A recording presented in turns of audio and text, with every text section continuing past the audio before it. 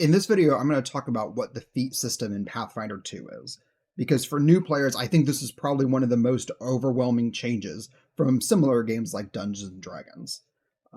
So one of the things I've been saying about in past videos is that Pathfinder 2 has a lot more customization to it.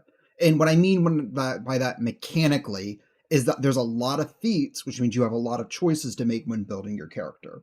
I overwhelmingly think this is a good thing because it means your fighter, your rogue, or whatever is going to be different than other fighters or rogues, which I think is sort of a plague for Dungeon Dragon 5e, where fighters feel the same, druids all feel the same. The feat system allows you to transform your character because they have different class feats, they have different race feats, and all sorts of stuff. But we're going to be going over those. So at the basic level of it, most feats have a requirement to them, but the requirements are typically pretty straightforward. It's going to be things like you must be trained in athletics, or you must be level 7 to take this feat, or pretty basic stuff. Probably the most complicated feat requirements are things like you must take an earlier feat in order to get to a higher level feat. And these are what we call feat chains, where you have to take one link before you go to the next link. But there's several types of feats you're going to get into. The first one, probably the most straightforward, is just your class feats. These are going to be unique to the class you're playing, and technically, if you're playing a fighter, these are called fighter feats, not class feats, because unless you've taken a level 1 fighter, you can't have access to them. But I'm just going to refer to them as class feats because it's easier, and they all really work the same.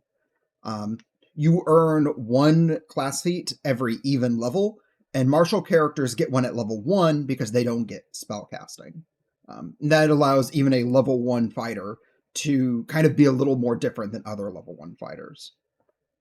Many of them are going to be tied to your subclass, which pretty much every class has a subclass system built into it based on what kind of rogue you are, what kind of cleric you are.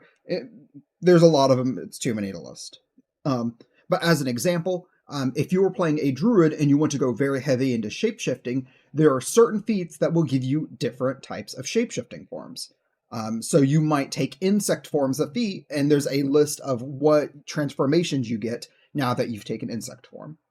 Similarly, you could have two shapeshift druids in a party, and one of them says, I don't really like the theme of turning into an insect, and you can just skip that feat and take something else. I would say there's probably an issue where some class feats are so good they're required for certain builds, but not all of them. Second one is archetype feats. Archetypes are Pathfinder 2's multi-class system, sort of. They replace class feats unless you're playing with a free archetype optional rule. So if you're in a party where everyone's played a lot of RPGs and you pick up Pathfinder really easily, play with the optional rule for free archetypes, because it's great. My group always plays with it. But if you're a group of new players and you're all like, it feels like you're learning too many rules at once, I would not use this rule until you're a little more comfortable with the system, and then you can add it to the system. But yeah, these pretty much, they are like class feats. So if you're a fighter, but you want to like subclass rogue, you can take the rogue dedication archetype, and that's sort of how you become a rogue without going into full multi-class, which is another optional system. But the first feat for every archetype is the dedication. Dedication typically gives you some skills and some sort of ability tied to what the type of archetype is. So you might take something like a pirate archetype, and it might give you the thievery skill for free and give you a little kind of bonus to it. Similarly, if you want to take Mauler, which is like the two-handed weapon specialization, it probably is going to give you training in two-handed weapons just to start off with, because that's something everybody taking the dedication really needs. The issue to come into is that you can't take multiple dedications until you've taken a few feats for whatever your first archetype is. So if you want to take the pirate archetype, most of them you're tied to taking the dedication and then 2 more feats before you can take another dedication. But this does mean you could be a fighter and then take archetype for rogue, take archetype for pirate. You really can customize your character a lot with this system. Next is going to be your ancestry feats. Ancestry is what we call like races in Pathfinder 2, but it's the same thing really. You choose your ancestry at the start of your game, just like anything else, but you're going to choose your heritage, which is sort of your sub ancestry. So it's instead of just being an elf, it's like, what type of elf are you? What type of goblin are you? Um, and you're going to be picking feats, and this kind of shows how you exemplify the qualities of an elf or a goblin. Some of these abilities are actually pretty good, but most of them are just flavorful options. Probably the most powerful ones are the ancestry feats to give you flight, which don't typically kick in until later in the game. But this is a really strong example of a feat chain where you might, like, I think for kobolds as an example, you get like little mini wings that give you extra like jump distance, or some ancestries might give you like a glide speed, and then you might the next link of the chain might give you temporary flight for 1 minute a day or for an hour a day or whatever. And then the final rank is just you have full flight, no duration. You've mastered how to use your wings as a pixie or whatever it is your ancestry is. Um, yeah, they're really flavorful. You can take ancestry feats from other heritages based on a few options. So there is a general feat called adopted ancestry that allows you to take feats and pretty much just saying I've been adopted by halflings, so I've picked up some traits of halfling. So you take that feat and then you have the halfling feats to add on to it. There's also options for versatile heritages, where if you want to be a half elf is no longer its own ancestry in this game. You could just pick like a human, and then you pick the half elf or heritage, and you get access to both. Um, but yeah, I love ancestry feats. If you want an opinion of my favorite, I think goblins have the best ancestry feats. They're just fun. They're really fun. They're really flavorful. Like you can pick a goblin and take a feat to have a little goblin song, or you like sing these songs to distract your opponents in combat. Or you could be like a sort of like burnt up goblin where you just get fire resistance, or you can light things on fire, or you just light more burning fires than anyone else, and they do more damage. Like they're fun. Goblin ancestry feats are very fun. Although I think humans and then elves get the most options. So next is skill feats. Skill feats are feats tied to your skills, which is pretty like straightforward. You get one every level except for rogues and investigators, which are like the skill classes. Rogues and investigators get one at every level instead of every other level. And that's one of the reasons why I love rogues so much, is just getting more skill feats gives you a lot of like really cool things you can do. But most skill feats will typically give you a new ability related to the skill or allow you to bypass certain rules.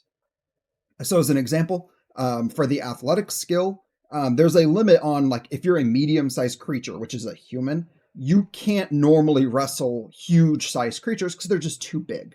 But you can take the Titan Wrestler feat, and you can kind of bypass that rule and say, oh, I actually can wrestle down bigger creatures because I'm specialized in that.